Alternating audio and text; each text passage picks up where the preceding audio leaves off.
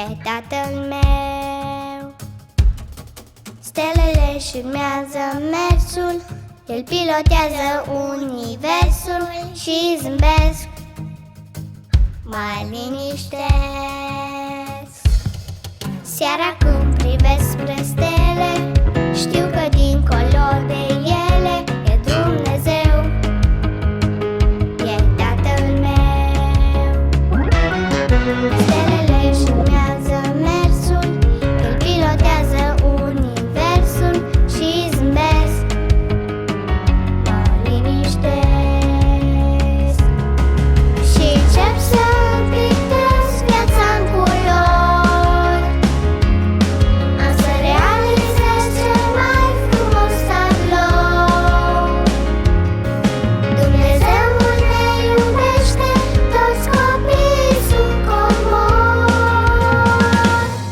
Să răspândim în jurul nostru zâmbete și flori.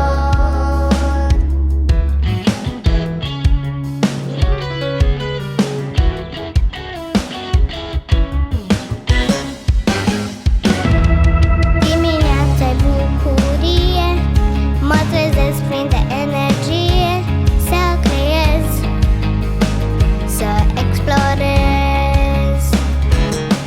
Vreau să-mi construiesc viitorul, aranjându-mi dormitorul și pornesc, mă pregătesc. Și încep să pictez viața în culori, am să realizez cel mai frumos tablou. Dumnezeul ne iubește, toți copiii sunt comori. Să răspândim în jurul nostru zâmbete și flori. Și încep să pictez viața în culori, am să realizez cel mai frumos tablou. Dumnezeul ne iubește, toți copiii sunt comori.